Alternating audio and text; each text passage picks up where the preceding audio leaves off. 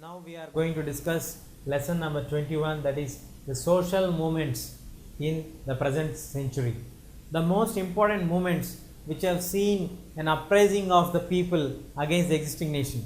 Before going into the movements, the 20th century has been the background of various new changes which have come in this context. We have seen Germany rising in the Nazis' rule.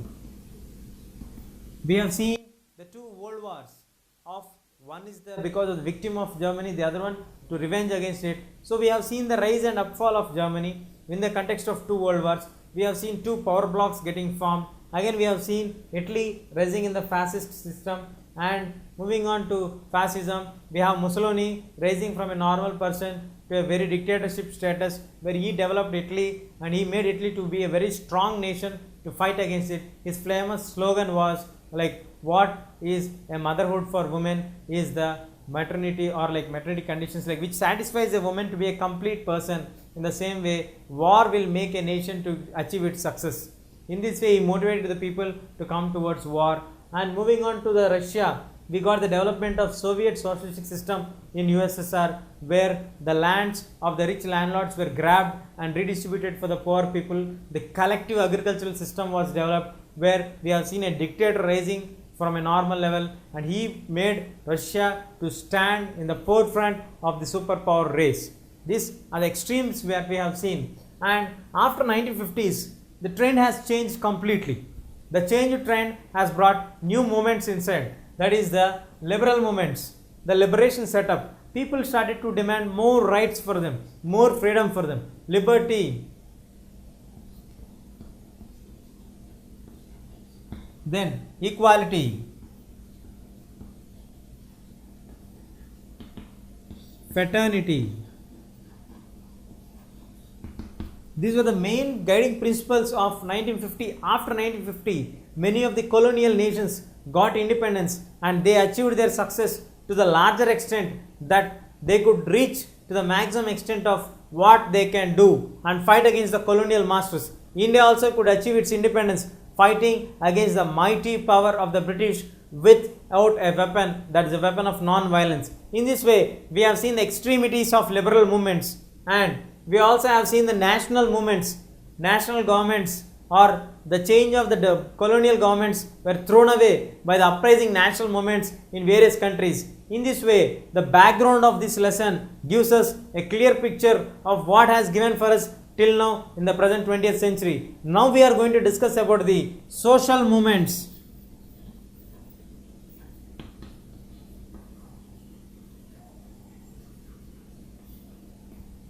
The social movements have brought a drastic change in the entire scenario and setup. This entire scenario and setup has changed completely. What are the social movements? We will discuss a social movement which happened in USA. Then we shall discuss the social movements which are happening in various other places. In India we have various social movements. In Russia we have various social movements. The incidents which happened for us, the tragedies which happened for us, what are the peaceful liberations which happened for us, what happened in Russia after 1991, what were the changes that were brought in Russia in 1991, and what is the torchbearers revolution of Indians in Mizoram region. Why Indian Army has been given special status or special powers in a particular region. We are going to discuss all these things detailedly in this lesson. Let's move on to the social movement or the civil rights movement in USA. Now we are going to discuss about the civil rights movement.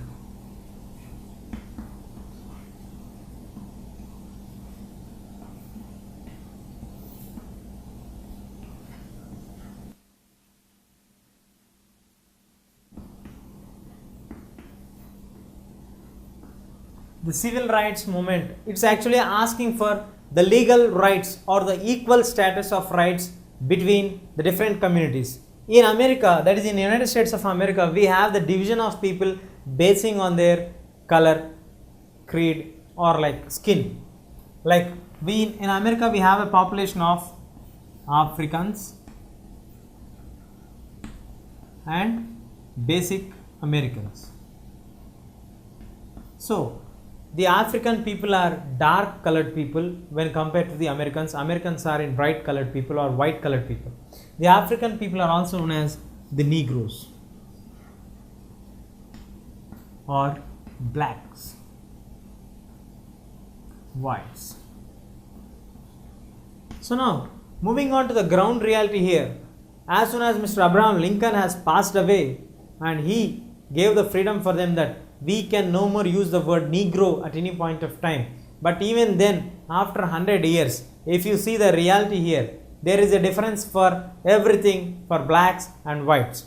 The reality is that, so moving on to the actual facts, that even Abraham Lincoln has clearly mentioned that there is going to be no division in the America, and we are the United States of America. We have drawn people from various communities and settled in America, and there is no division of blacks and whites, but there is from grassroots level, there is a differences for this, right? From buses. In buses, we have separate buses for blacks and separate buses for whites. The buses and the comforts for whites are different when compared to the buses and compared to the comforts of blacks. So there is separation of buses for blacks, whites.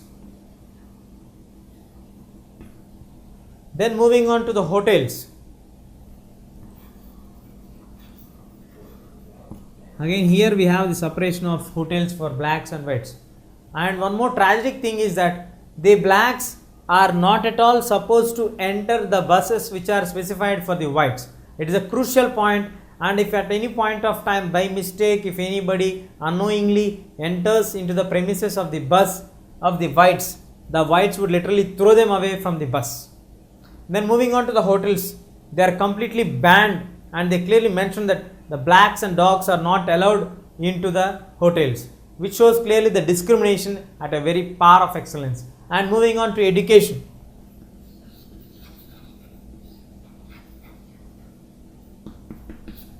In education, blacks have separate schools and the whites have separate schools. In this way, there is a difference in the education, there is a difference in the buses, there is differences in the transport, there is differences in the public gatherings. There are some specified places only for the whites to enter into there. There is a discrimination in the employment opportunities, there is discrimination in the promotion policies, and everything we find the differentiation and discrimination against the blacks and whites is the entire scenario, which is the background for this civil rights movement. As the movement was at its peak, this incident was initially started by Rosa Parks, who sat into the bus, and a white man enters into the black man's bus, and whites can enter into any of the buses.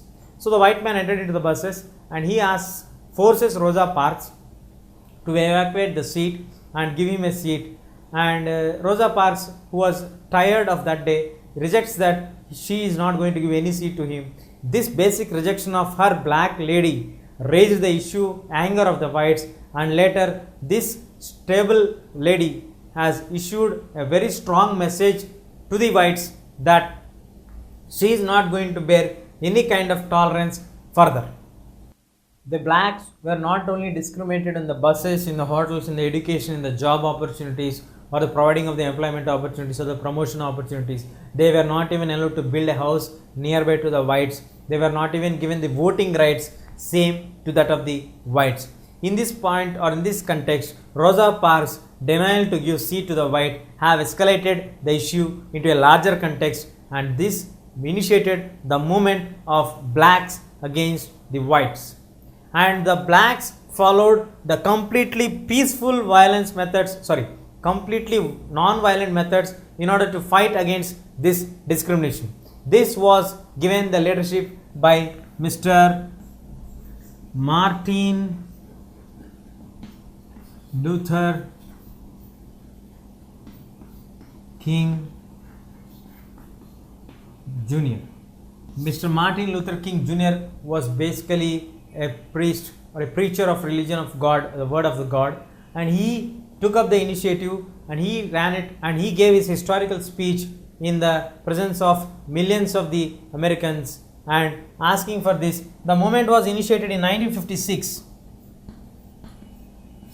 In 1956, and the initiation of the movement was started to a larger extent, and he banned the buses entry of the blacks.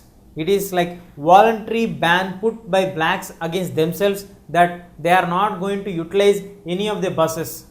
The bus department was shocked because they banned it completely for 1 year, and none of the blacks have entered into any of the city buses which are provided by the transport system, and the transport system has to change its laws because they have incurred heavy loss because of the denial of the blacks entering into the buses. Then the buses ban was lifted and there was no discrimination left for blacks and whites regarding the buses. This was initially a success for the people of the blacks against their discrimination. And as the time passed on, in 1963, August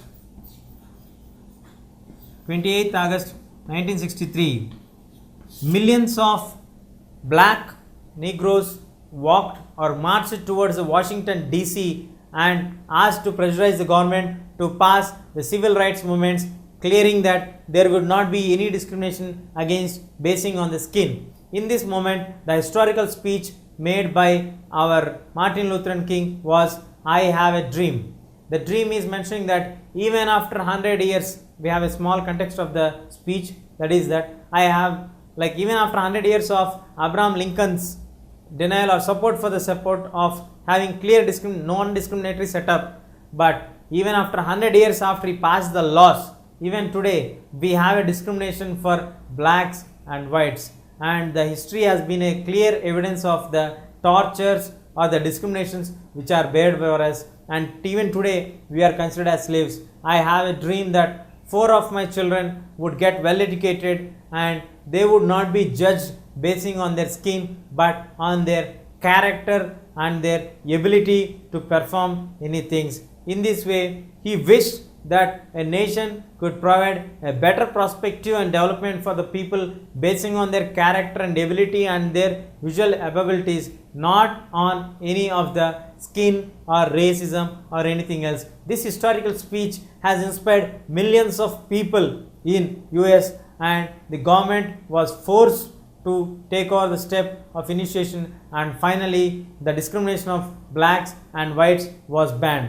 In this process of journey, they took completely the non-violent methods inspired by Mahatma Gandhi, who took at this point of time inspiration drawn from Indian context. We all have to be proud that they have taken the Indian context, and also the same point of time we have to remember the contribution of women in this movement was a very high. Voluntarily they have come up to a larger extent, but on the 1963 historical speech day, no woman was given any right to speak in front of the podium or in the largest text of stage.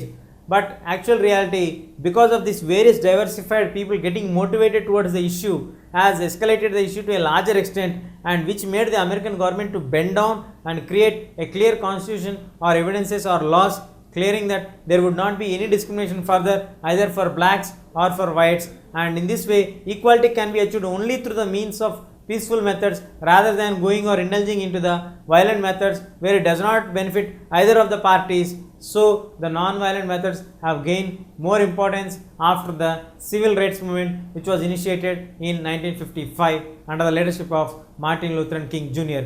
Yes, the Martin Luther King Jr.'s efforts were really fantastic in gathering the entire blacks in a single head and pressurizing the government, organizing the meetings, rallies, and preaching the message of equality. And today America stands for the symbol of equality. Today we have even a black president ruling the White House, Mr. Barack Hussein Obama, a historical person. A historical change has happened. If Martin Luther King was not restored that day for this kind of change, and he was not successful in getting a change in the laws, today Barack Obama could not have been the president of United States of America as the 44th president right now. Now moving on to the human rights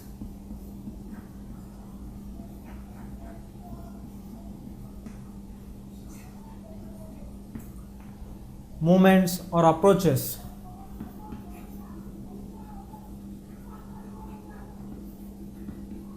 In USSR, this has been a historical change which was not expected at all at any point of time.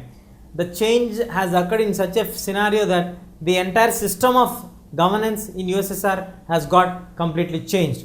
The human rights are not at all given freedom for members in the USSR because in USSR we have the continuous controlled system of socialistic setup, where even the farms or fields of agriculture are done by the government under the collective farming of agriculture, and there were no fundamental basic rights allowed to the people.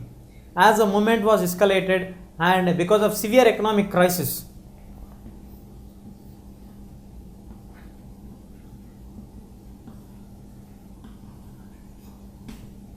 happened in early 1980s in East Europe.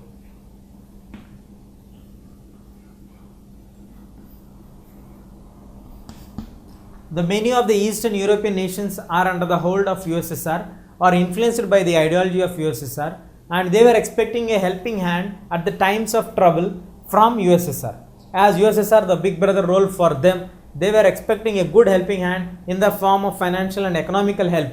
But in actual reality, there was a trouble even in the existence of USSR itself. The people started to ask, demand for better rights for them, because under the leadership of Mikhail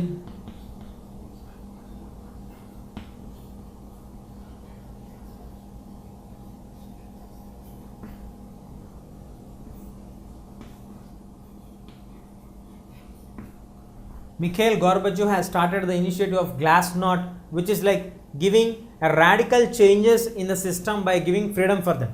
Till now, the USSR has not tasted any kind of freedom for them. But because of this Glasnost system of giving radical freedom for them, these people started to get questions, fundamental rights, uncensored newspapers. They can start questioning the government. They can publish anything else. These all things have brought out some drastic changes in the mindsets of the people of USSR. At this the same point of time, in the background where the Eastern European countries are expecting some helping hand from USSR, could not reach to the maximum extent and could not at all do any service for them, because they are caught up with the internal problems what they are having, and in the process of journey, and we have a coup d'etat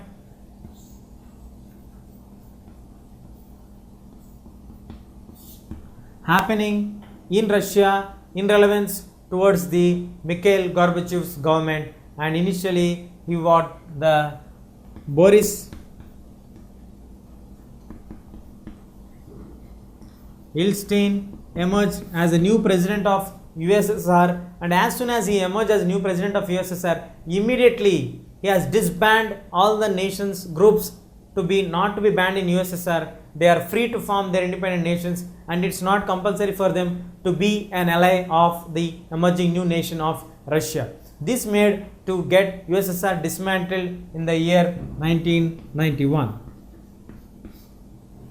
This dismantling of USSR has brought down the tensions in the entire world scenario of the Cold War concept, where USA and USSR were considered as the two symbols of Cold War issues between the different nations, and they have taken different sides and fought for the last 46 years. The initiative was at the very par of excellence. The Cold War has seen the extreme phases in the last 46 years, but finally in 1991, after USSR got disintegrated and emerged into Russia and the allied nations, the Cold War concept has completely gone down or into the zero level status. In this way, it has emerged as a human rights approach towards a blocked nation, a controlled nation, to a free nation, where they have turned into a democratic presidential election systems, and now they are following the successful democratic setup which has been successful. Now we have the President Putin as the leader of the Russia, and he has been serving as president from the 2012 elections onwards, and he has been a competent leader, and he is going to give a tough fight for the world scenario, that he is going to hold on Russia as a emerging fast developed nation, and there are no more words to say, like it is a tough competitor to US.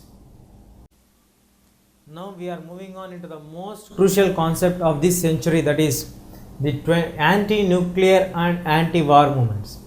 After we have seen the 1945 tragedies of Hiroshima and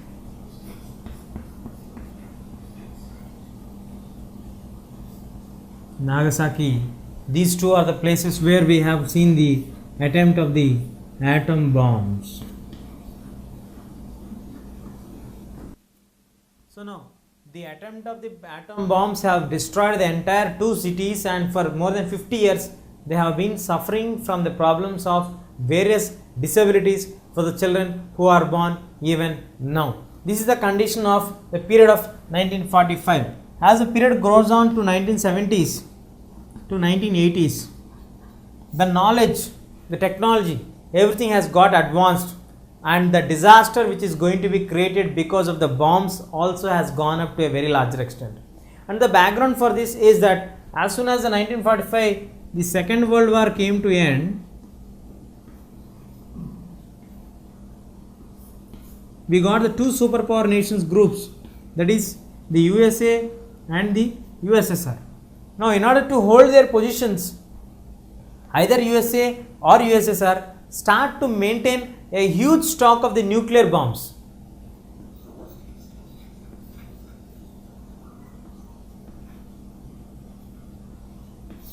These nuclear bombs are very costly, and they started to invest a huge amounts of money in building the nuclear bombs. If USA builds one, USSR is going to build the other one, and they have maintained a piles of their stocks of the nuclear bombs. And many of the scientists, the environmentalists, all people are scared and afraid if in case any future, because of the Cold War concept, what we are having right now from 1945, like the proxy war conditions or the military issues or whatever it may be, like if any issue of war is in threat, and if any of the countries like either USA or USSR is going to utilize the nuclear bombs or use the bomb on any of the other nations, automatically it escalates that no human being would be saved alive. It wipes away the entire human beings from the globe. So this is the greatest threat of the nuclear bombs. Many of the scientists, environmentalists started to campaign against the anti-nuclear bombs, and this made them to think very seriously. And USA and USSR have finally agreed to reduce their stocks. Did they really reduce their stocks? What happened next? And in this process of its journey, we have discussed about a concept of Cold War. In the Cold War, the issue became so serious that Vietnam War has been the tragic issue of USA. The people or the citizens of USA started to question, why is USA involving itself in the Vietnam War? Now, moving on to the actual ground reality, like US intervened in the issue of Vietnam. From Vietnam, we have to learn many experiences like what happened in reality of the Vietnam. US was being very intensified in using all its energy resources or bomb resources, especially on a weak nation which is fighting with at its own cost of the civilians. It is estimated that from 8 lakhs to 34 lakhs of civilians have been killed or destroyed or found wounded in the war of US-Vietnam conflict. And the another tragic thing is that USA has used all the stones unturned against Vietnam. The using of Agent Orange. Agent Orange is a machine, it's a weapon, liquid, which is used in filled in drums and filled into the aeroplanes and sprinkled in the entire forest lands to destroy the tree context. What is the purpose of US people doing all these things? US people want to have a clear land so that the Vietnamese people, those who are fighting from the ground level, can be seen clearly from the upper elevations. So the entire forests of Vietnam, nearly 14% of forest lands of Vietnam are being destroyed using the Agent Orange thing. Agent Orange was called only because that is filled in the orange drums or kept orange bands for the bottles or tins which are carrying the liquid of Agent Orange. That's why it is known as Agent Orange, which destroyed the entire plants and the forest reserves of Vietnam. And moving on to the number of people got died immediately on spot was 47,224 people died on spot at the time of this Agent Orange disposal, and 3,03,704 people were wounded completely and their skins were destroyed completely. And moving on to the another danger weapon which was used by the US against the Vietnam is that napalm, which is again a dangerous bomb which is used against the Vietnam, a small developing country which is fighting for its independence, and Americans does not have any right to destroy a developing nation who is not at all an independent nation also. And moving on to the reality here, in America we have a law called that every embedded citizen should serve a military for a short period of time in order to serve the nation.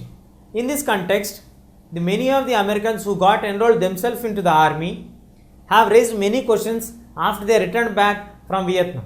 What is the purpose of bombing of any weapon against the innocent people of Vietnam? What is the motto behind this of American government? These were the serious questions which raised by the people or the soldiers who returned back from America. According to the American law, you are supposed to make yourself enrolled into the military army. Then the people of citizens, the younger generations of citizens whose parents are not at all satisfied with the steps taken by the government, wrote an initiative like writing, "We won't go."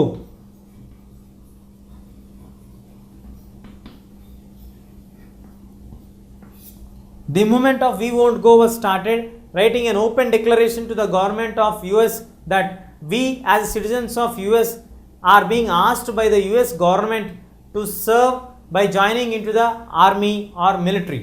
Once if we join into the military, we are going to destroy the lives of the innocent people who are staying in the miserable conditions. We are asked to kill the people, we are asked to bomb the people who are of no cause. What is the intention of the American government in doing such kind of things? This issue has raised the slogan, or the people of the young generations of USA started to question the action of US government and involving themselves very actively in the Vietnam War. This has escalated completely the entire global scenario, and even UN started to question the actions of US. In this complete mounting pressure against US, the US government finally decided in 1975 to leave the ground of Vietnam and come back, and without any condition they are going to leave the ground and bring back all the soldiers, all the military bags back into their lands and leaving Vietnam to at its own cause. In this way, the Vietnam War has been a serious example of how far the extremities will go if we start to use any dangerous weapons, and what would be the impact of this. We have lost 30,000 Vietnamese civilians who were serious loss for us. America did not experience any civilian loss, but many of the military people have been lost in the conditions of the war conflict. So any issue where the nuclear weapons or dangerous weapons are utilized is going to be a serious threat to the globe. So what are the other steps taken by the governments of USA and USSR to resolve and to stop the emerging nuclear pile stocks of the arms? The Vietnam War has provided us the real picture of the scenario of the growing complexities of the nuclear weapons. If we use any of the dangerous weapons against each other, what would be the situation of us? Finally, after the USA and USSR agreed to come to a conclusion and to settle the disputes peacefully, like to end the nuclear arsenal through the treaties. In the final course of its journey, they have come to end up the Cold War scenario and to reduce their nuclear pile stocks. They have signed two agreements, that is, one is the SALT agreement, that is Strategic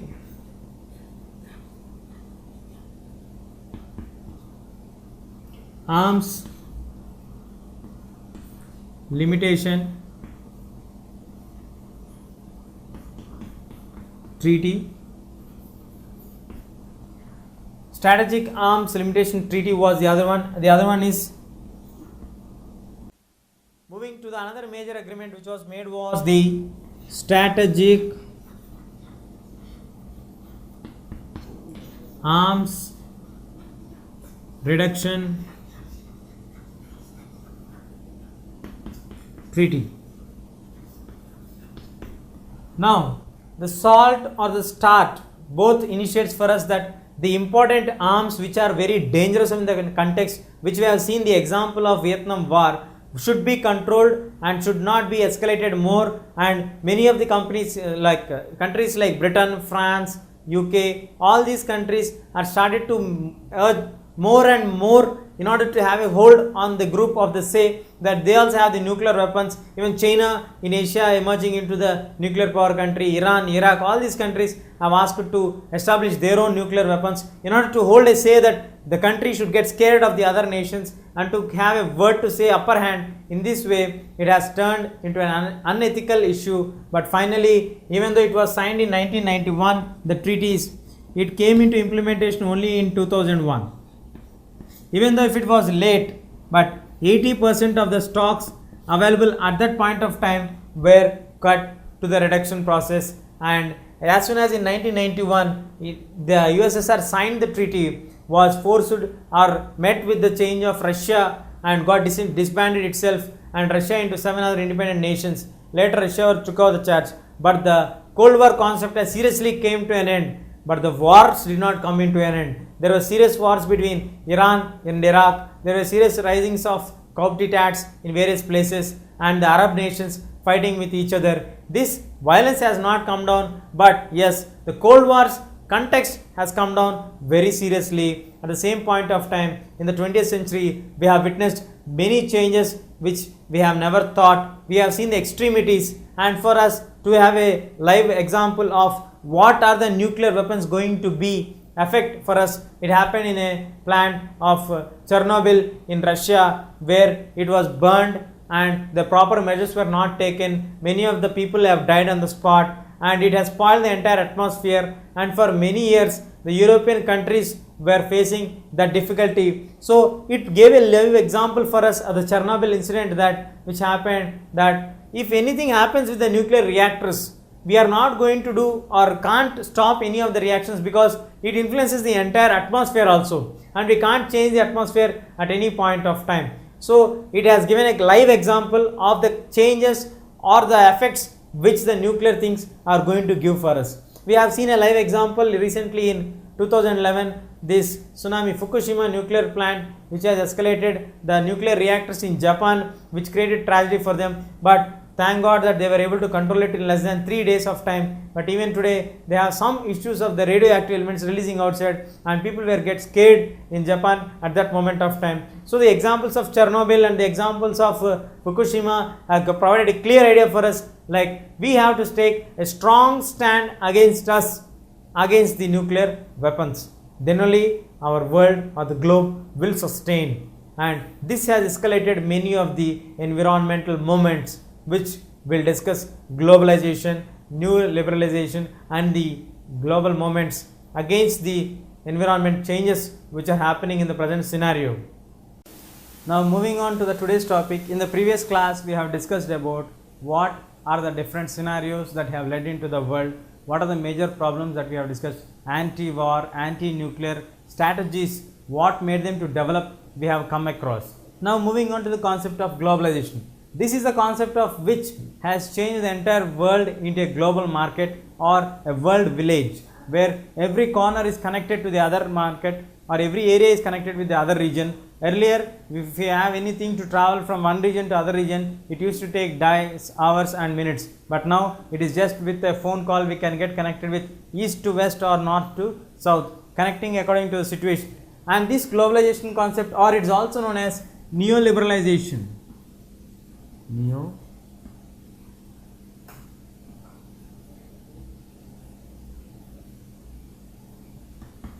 This neoliberalization has changed the entire scenario of the existing things, but as well as it has brought some drastic changes which others are affected. See, when we consider of this globalization or neoliberalization, we get into the scenario the people of rich capitalists. These rich capitalist people or the industrialist people or the rich nations or the superpower countries started to impose certain kind of restrictions on the lower countries or the developing countries to sell their products at very less cost, At the same time, for example, if you want to build a dam or an industry or something, the lands of the poor people were grabbed off and the necessary compensations were not paid for them as per the required content. This also was one of the major problems which was emerging out of the globalization. And because of globalization, we got the environmental problems.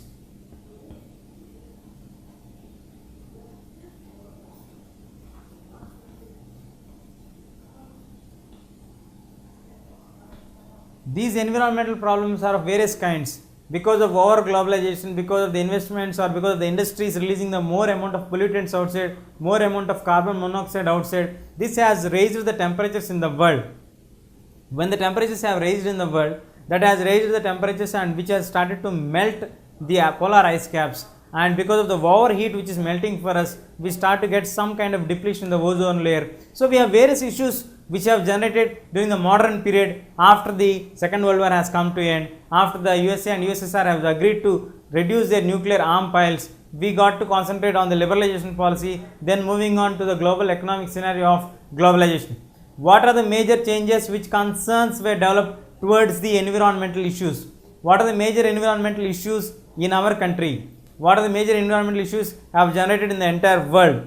Against what did they stand? What was their success point here? What is their main motto in getting this kind of environmental mottos? Or is there any organization working against the anti-environmental programs? We will discuss all these things. Now moving on to the very international movement which started against the superpower nation. We shall discuss about the movement of Greenpeace movement.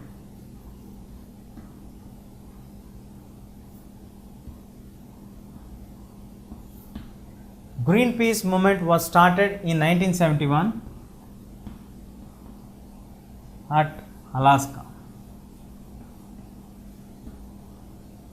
About what is this Greenpeace movement? What is the meaning of green? Green symbolizes the nature color. Peace is to sustain the environmental peace. Here, the meaning of this Greenpeace have occurred from this actually is a movement which is against the US government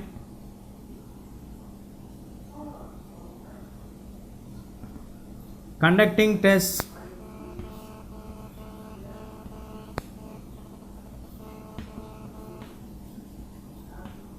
in underwaters.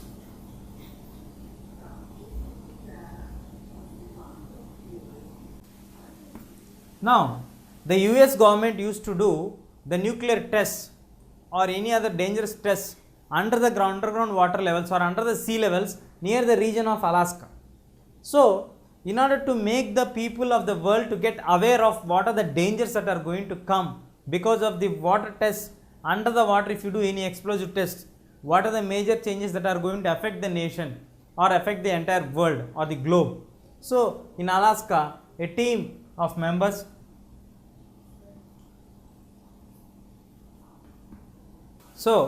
in Alaska, a team of volunteers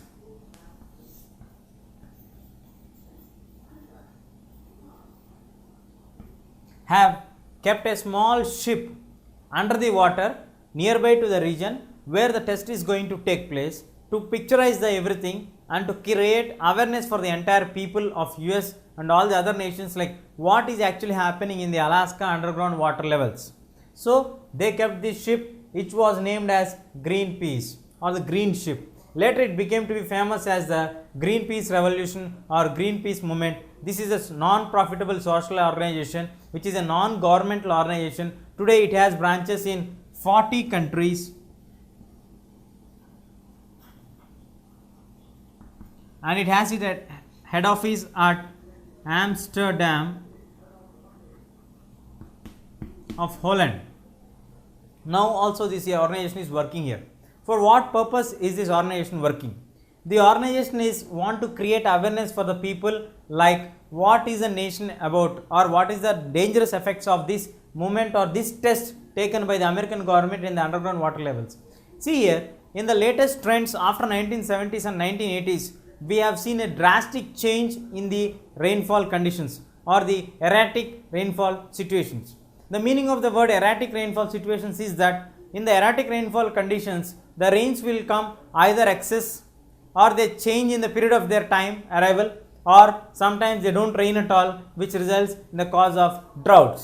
So these erratic rainfall conditions were created because of this kind of tests. This is one point.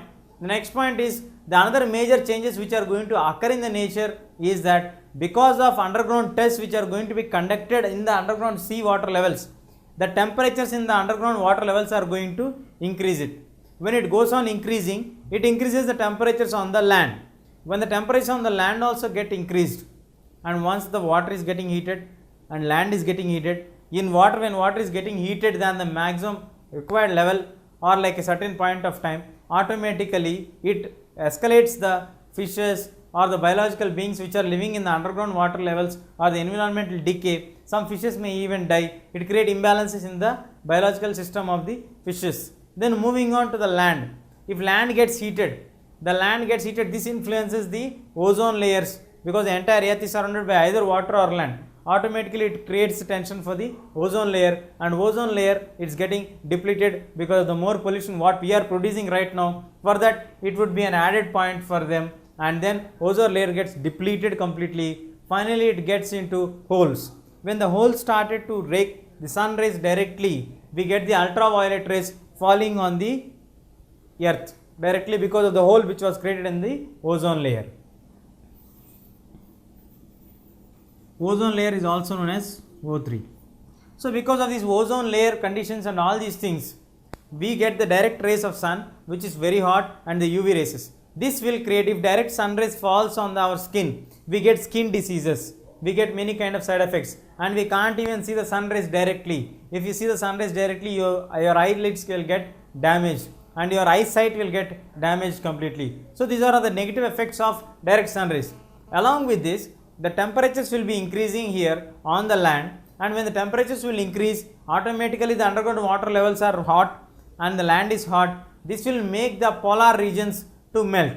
The polar ice caps will start melting, and once the polar ice caps start melting down, the water levels will get increased in the seas, oceans, and then the boundary nations which are present will get either submerged or will get floods. Once they get floods and submerged, and the lands will get disappeared. Sometimes we may get disappeared some of the island nations, or the boundaries of India also we may get affected because of this globalization concept of overheating, and automatically it results in the overflow of water. And once the overflow of floods is controlled, next step is that we are not going to get the rains at all in any point of time. So it will create problem for the boundary regions as well as for the interior regions of the land people. So this organization wants their motto that we should have a sustainable development for the nation of the environmental resources of the entire world, because everybody has the rights of their share in this world. Not only the developed nations, but the undeveloped nations or the developing nations, present generation citizens and the future generation citizens, all have their own share in this world, because our forefathers and our past generations have preserved the globe for us carefully. So we have to preserve this one carefully and then pass on to the next generations, so that they will pass on it to the next generations. Because of the efforts made by this organization, we got the new concept in the world, that is the sustainable development.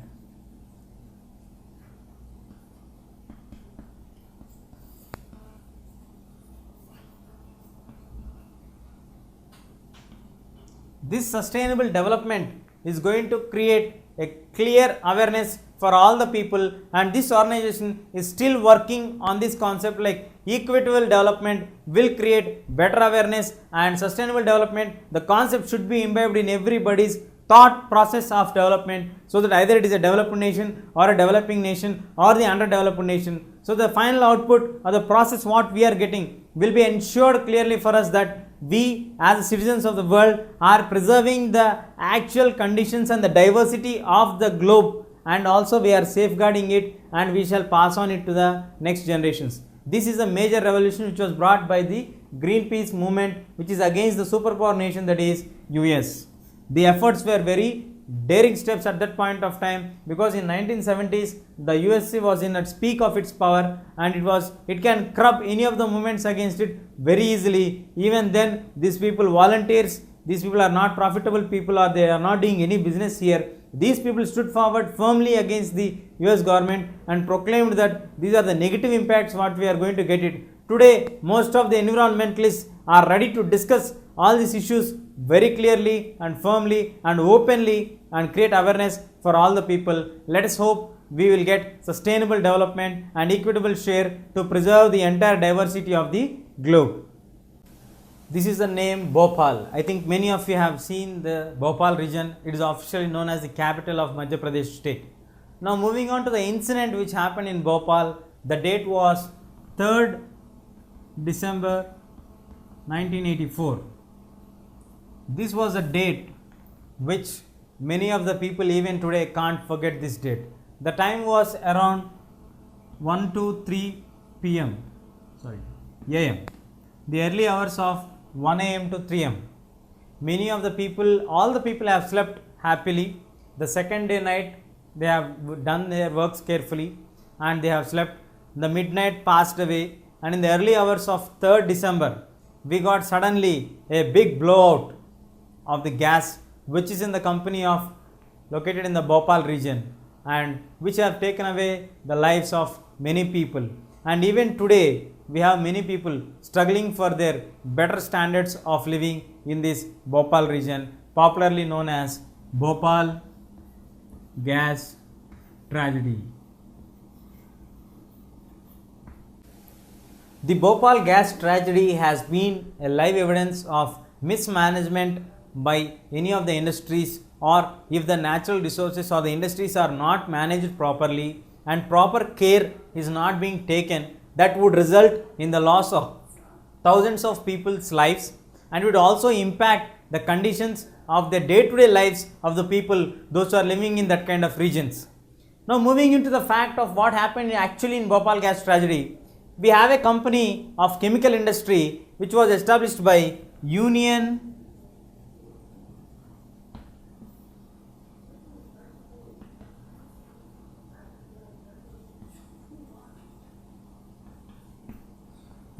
Carbide factory. This Union Carbide factory was owned by a group or a person who lives in USA. It is a multinational company. It has branches at various countries and it has one of the branches located in the Bhopal region. Now moving into the fact, a multinational company has certain rules and regulations which has to be implemented and the safety measures has to be taken. This factory is located into the nearby location of the people where it is accessible to the people of less than 5 kilometers of distance. Actually in USA, if you want to establish a company of this kind of nature, of a chemical conditions or a chemical factory, you have to establish it minimum 80 kilometers away from normal people's living region. So you have to maintain a distance of 80 kilometers away from the normal human settlement to maintain an industry like this.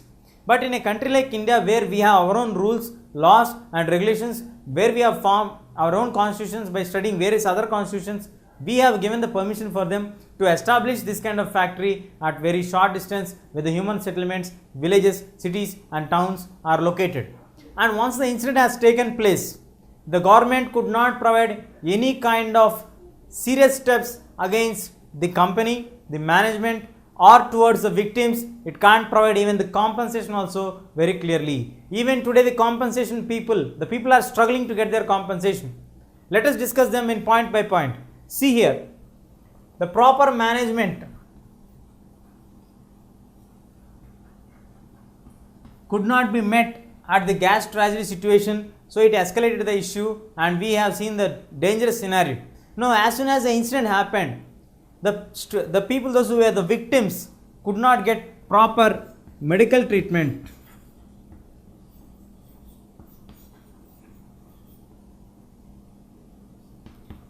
Lack of proper medical treatment created loss for many thousands of people.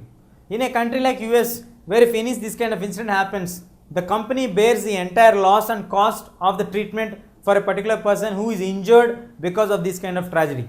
But here we don't get anything, this kind of things, and the steps to ensure them the proper medical treatment were taken a very later moment of time, where the golden time or the precious time has been completed. Many of them lost their lives at that point of time. And moving on to the second point, the compensation. The compensations were paid only at the local standards of Bhopal region, where they were paid only in mere thousands, not according to the standards of the multinational company. Here you have to bear or compensate the loss of people with certain amount. It does not mean that a person can be bared or equalated with an amount, but to considerable extent, because a family depends on a person, either he is a boy or a girl, to a certain period of time. So in order to compensate the loss where they have lost their member of the family, they have to be assured with certain kind of amount which is granted for them, so the rest of the family members can hold on and live their life at least to some period of time as a remembrance of the person who has died for them, and they would be expecting some kind of contribution for the family also. But this also was not made properly according to the multinational company rules and regulations. It was only calculated on the local conditions of the Bhopal people. And moving on to the criminal action, we could not take any action against the management of the carbide factory. The carbide factory incident has escalated many issues, because whether India is a sovereign nation or not, because when we gave the flow of foreign currency or the foreign investments coming into us, when the MNCs are entering into our land, we are not able to curb them or sustain them or mold them to our rules and regulations, because we are not binding them to have any certain rules and regulations. We are very happy to welcome any MNC with very few restrictions which are not at all acceptable at that point of time, because if any incident happens like this, we can't even question them or we can't even ask them to answer any of the points here. And for many years, Government of India could not initiate any action against the Union Carbide factory. Later the actions were taken, but even then the owner of the carbide factory stays in USA, so we can't even arrest him because our laws cannot be binding on him. This is one tragic thing, even today we are facing it. And moving on to the next, what are the other steps that should be taken in order to prevent these kind of scenarios, these kind of situations, these kind of incidents would not happen further? Even today, we are not assured or guaranteed that this kind of incidents would not occur again and again, because we have seen the people here, and today also the Bhopal people are asking for justice, the proper compensation to be meted for them, and the proper things to be addressed for them. Whoever lost their lives, the families should be accompanied either by the job or a certain amount of fair compensation for them, which would meet or equate the loss. Anyway, we can't equate the loss of any human being, but at least to a sustainable level, we should try to get it some requirement for the people here. But and moving on to the reality here, even today we are not assured like whether we can provide a proper security for the people, or when we are establishing an industry, whether we can assure that this kind of incidents will not happen. We have seen an example in Tamil Nadu, Kondalkolam project, where people have raised this kind of fears and prejudice against the government of Tamil Nadu, asking for not to open it in between the people's regions, and at the same time assure us whether the proper safety measures are taken or not.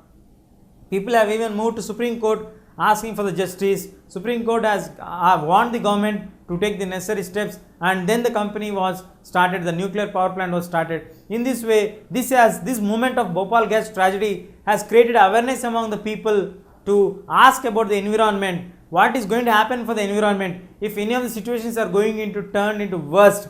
What would be the next requirement? What are the alternatives that you are taking? What are the next solution, amicable solutions that you are going to take? All these things were discussed in this point of Bhopal gas tragedy as a background. We have discussed one of the same incidents which happened in Chernobyl, where Russia also failed to get the solution for this one. So we have to remember very carefully that any incident, if it happens, we should be prepared for us with the preventive measures whenever it is necessary. We can't say that we will provide prevention when the incident happens, because we don't know when anything is going to happen. And later the major developments was the Union Carbide factory was later owned by the company of Dow.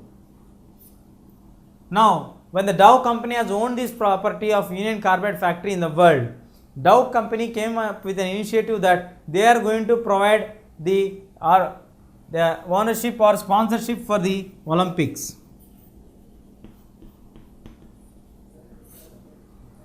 Dow Olympics, they started to give the name of the Dow Olympics in London, which escalated the entire globe, their dissatisfaction that Dow company does not have the moral value to hold this kind of elections or this kind of games which are going to be conducted here, and Olympics is considered as a symbol of 5 continents, and all the different nations of the 5 continents come together and fight for their medals in the Olympics. It's like a war open to all the competitors, and Dow, which is hands are filled with red color blood, which is of the Indian Bhopal gas tragedy incident, was binding on that, and they were not providing any necessary compensations for them, or they were not feeling sorry for the actions or misplacement of the management or anything. So the entire people in India as well as in the Asia all raised their objection that Dow cannot be a sponsorship for the games like Olympics. Immediately they have withdrawn the agreement which was signed between them. In this way, people started to become conscious and started to ask questions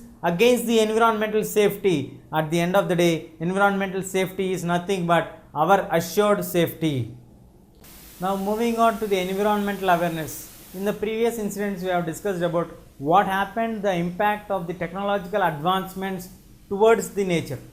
So we got the concept of Greenpeace evolution asking us to develop the sustainable development and having to maintain the diversity of the globe. Moving on to the environmental movements in our nation, especially in our country. What is the major environmental movement which has attracted the entire world its attention is that the famous one is the Narmada Bachao Andolan. Narmada Bachao Andolan, in short form it's known as NBA. So this Narmada Bachao Andolan is nothing but we are going to plan to build a multi-purpose dam on the flow of the waters of river Narmada. Why we specify it as a multi-purpose dam means in 1950s to 1960s, this was the initial period when India started to emerge as an independent republic nation, where we got the first elections to be done, and the government of India was very much specified that 80 to 90% of the Indians are struck with the irrigational or the agricultural background of works. So if we develop the agricultural sector more, automatically the most of the people will get benefited. This is the main idea behind the government on initiating the 1950 to 60 period as the key development of agriculture. In this process of journey, we got the concept of development of infrastructure for agriculture. In order to supply water for the crops or the plants, we need to store the water at a particular place. This storing of water is not only used either for supplying of agricultural purposes like supplying water for the fields, but also store the water and use it when we don't get rains. At the same time, if we get overflow of floods, we shall block the water in the store place and release only limited amount so that it does not create floods, and we can stop the flood for a moment and elevate the people from that region, remove the people from that place and send it to some other place so that the human loss could not be done. And finally, we can even generate electricity, the hydroelectricity, generation of electricity from water using the turbines. The stored water can be used to generate electricity also. In this way, we have various uses and the advantages to generate using these water resources. So the government started to plan the multi-purpose dams. In this process, we started one of the dam on the river Narmada. This is also a multi-purpose dam. As just now I told, we can supply water for the agricultural fields. We can utilize the water for drinking water purposes. We can utilize the same water to supply for fields or for irrigation or for daily needs and various other purposes of the things. And if at all we don't get the proper rains in time, we can use the stored water to supply for fields or daily needs and to stop land turning into drought prone effect region. And in case if there are any kind of floods coming in, then we can stop the floods for a certain period of time, make the people to move away from that region into the safer zones, and then make the effect to be, the flood effect to be reduced by storing the water for a long period of time. And at the same time, we can generate electricity also, the hydropower electricity using the stored water by using turbine machinery and all these things. Now, this is the same process adopted here. The water can be stored, huge amount of water can be stored if you build a large dam or a multi-purpose dam. This was the main key factor on building the dam on river Narmada. And the next factor is that vast tracts of land can be get irrigated. We can supply water for irrigating more and more amount of lands, and we can make the entire lands to get fertile and most output oriented agricultural products. Then we can generate electricity. As I told you, the hydroelectricity can be generated, and at the same point of time we can stop the flow of water through floods. Floods can be controlled, and it's not assured completely, but we can try to control the floods. At the same point of time, droughts cannot be touch the land because we have more amount of water stored in the form of dams, and we can release the water whenever there is less amount of rainfall coming in order to avoid these floods and droughts. And looking at this picture of development which is assured by the government at that point of time, many of them started to forget the questions or asking the questions like, what about the people, those who are living in this kind of regions? Where are you going to build the dam? Whose cost you are going to build the dam? What about the condition of the people, those who are staying here? What about the people, those who are depending on these lands which are going to be taken away from them to build the dam? What about the loss which is going to be caused for the trees, the plants, and what about the loss that is going to be caused for the animals, the biological imbalance, the lack of green revolution in that regions? What would be the effect on the environment? These all questions were left unturned initially. What happened for them? Did they answer the answers to these questions? We will find out now. Now we are going to discuss about the environmental movements or the movements which are raised into social movements because of the awareness of the people, where the small group of people have faced a problem in their village. They have decided that this is the problem and this is the cause.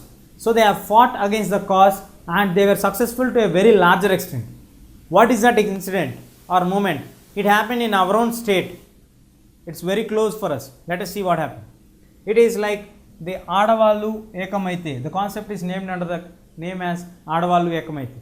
Now, moving is, it literally means that when all women come together, they can change the entire world.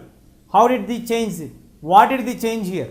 See, here we have a sad incident happened when a woman called Sitama, who had 2 children, and his husband was to work in a small farm or something, and they used to get income by selling their ghee, by selling their milk and all these things. And we have a custom in the poor people, or in the especially in the tribal communities or SC/ST category people, that they work very hard in the daytime, and in the evening time the entire collection of money they used to take and go out and give it to the toddy or the arak shops. The toddy or the arak shops are not any offices for them. These are actually the places where they get some kind of wine or drink for them to drink. Literally means like alcoholic drink, and then they consume it to get relaxation for them, and finally they come home and they scold or abuse the women, they beat the women, and they slap their children. In this way, in this process, when Sitama's husband was doing this one, Sitama could not find any alternative, and she was killed literally by her husband's continuous beatings and tortures because of the drink which was available in the shops of arak and toddy. In this process of arak shops, she was completely lost her life, and this incident has motivated many of the people, those who are living in the Dubagunta region. It is a small village. We have even ever listened the name of this one. It is in the district of Nellore of Andhra Pradesh. In this Dubagunta region, all the women, those who are working, those who are friends of Sitama, came to know about the news that she lost her life only because of her husband's over alcoholic consumption habit. In this process, they came to get the awareness that if the men are not supplied any kind of alcohol, this Sitama's life could have been saved to a larger extent. Her life would have been different, and she would have been in a very successful status, and she would have been alive, which is a very really and inspiring concept. And many of the women went to the Sarpanch and gave the complaint asking to ban the supply of alcohol through the arak shops. But the Sarpanch would not agree this one, so many of the women were failed in getting the stop of arak. Finally, next day they decided that they came out of the village and stopped the supplying buffalo cart which is carrying the loads of this arak, and they warned the person that if they don't take it back, they are going to destroy it, everything here itself. The driver got scared and he got shine or fear in his spine, and then he removed back it this, and finally they did this daily and created awareness that if anybody dares to bring any of these kind of things into the village, they are going to dismantle them, they are going to spoil them completely. At the same time, they warned the men also not to go in that kind of regions, and they were very clear and particular. All the women, even at night time, they tortured, they checked that any kind of Araks are not entering into the village compound. The collector of Nellore has to forego or put the auction for nearly 6 times. He has postponed them, and finally the auction of Arak was cancelled. The government could not ban it officially, but the steps were taken but could not implement it. Finally, the most powerful people of liquor mafia could not do anything against the actions of women. On 1993 October, the then government of AP put the prohibition movement into effect and stopped the supply of Arak in the entire Andhra region. In this way, the women who started their life, who belong to a very low category of society, that is the SC category or the Dalit people, who escalated the movement and raised the movement. This incident of movement spread as a news to all the regions of Andhra region, and most of the women started to fight against the anti-liquor or prohibition movement, and finally this was very successful to a larger extent. And October 1993 to 1995 was a period where the government of AP kept the prohibition on effect. Now coming into the fact that the incident which happened in a particular family of Dalits, where the society considers them as very small people, very less influential people, whose life was considered as mere just waste, but these people have gathered and raised their voices, and they could create change in the entire mindsets of the village. Not only in the village, if they brought it in the district collector has to postpone his appointment schedule of auction for the liquor in that entire region for a particular span of time. Later he cancelled the auction of that particular period. So women power is not a very less one. Women, if they gather together and they start to do something, they can bring wonderful changes in the society. This was being clear evident from this incident which was happened in this Dopugunta village of Nellore. At the same point of time, coming into ground reality, today the prohibition is lifted off, and we should be considering that always constant vigilance and support should be there to stop this kind of incidents, and make sure that any of the families will not get affected because of the over alcoholism of men. Men also should be conscious that when they take alcohol, they should not torture any of the women, or they should not hit any of the women of their family members, and they should not slap their children, which is going to harm for them. It should be taken only for an enjoyment or a recreation, but not to torture anybody else. These kind of steps should be taken very clearly, and women power should not be underestimated at any point of time. They have proved many times, and here also it is a live example for us. Now we are going to discuss the human rights. The human rights are the basic rights which are guaranteed by the government of India or through the Constitution of India. Certain fundamental rights are guaranteed to every citizen of India. Do you think in reality all the people are having the same access of fundamental rights in all corners of India?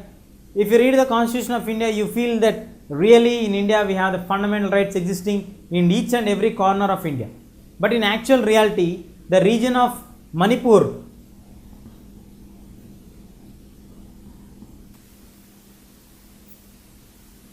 the people of Manipur are even today fighting against their basic rights which are violated by the Indian army.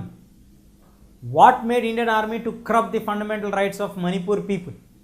What is the reason that made them to fight for these kind of things? Why Manipur people are fighting against the Indian army rules and regulations? Why they can't move on to any court? The situation is that Manipur was a land, historical background of this is that Manipur is a land which was owned by a king in 1891 till India got independence. Manipur was merged into the Indian land by an agreement in 1949. So Manipur became an Indian territory only in the year 1949. So once Manipur became the land Indian part, then many of the tribal communities who are living in Manipur could not accept the decision taken by the king of Manipur. So they are against the decisions of the government handing over their lands. Now in this case, they started to protest the decision of the government of India. Automatically So the Manipur tribal people are against the Indian government. Indian army entered into the scenario. Because if you see the strategic location of Manipur, it is nearby to China, it is nearby to Bangladesh, it is nearby to Myanmar, and it is a triangular region where the international politics are going to be run here. At this point of time, we have issues with China regarding the Tibetan issue.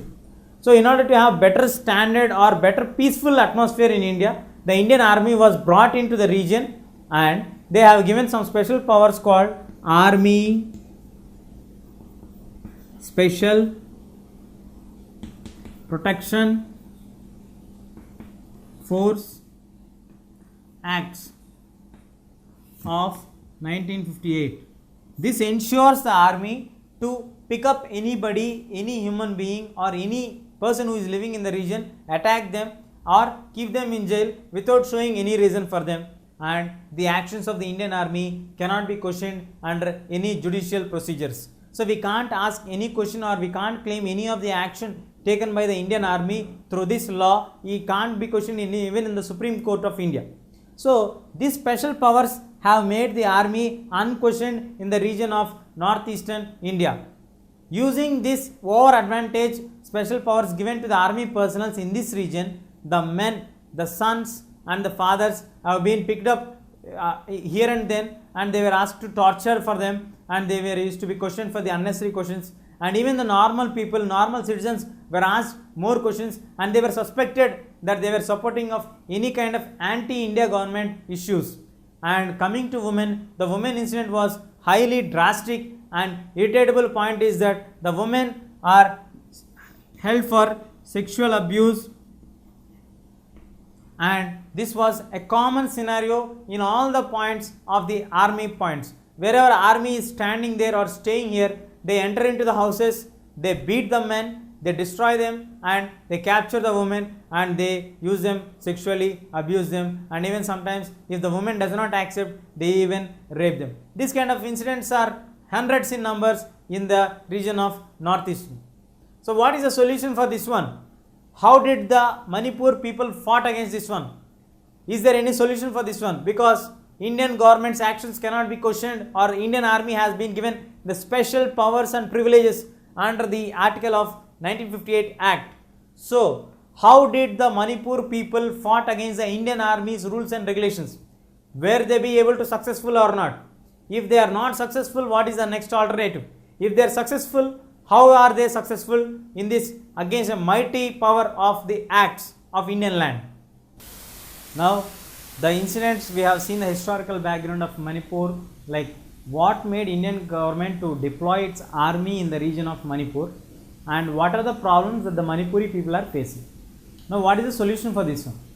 The women of the common men, or the women who are very low level, who are not at all a political activist or a social activist, came to a conclusion that they are going to fight against these people by having a simple solution for this one. See, when does a man do any mistake?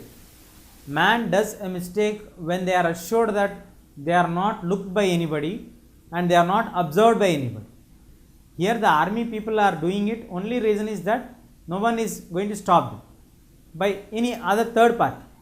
So these women came up with a common concept of Mera Paibi movement. This Mera Paibi movement is a word which is taken from the Meitei language.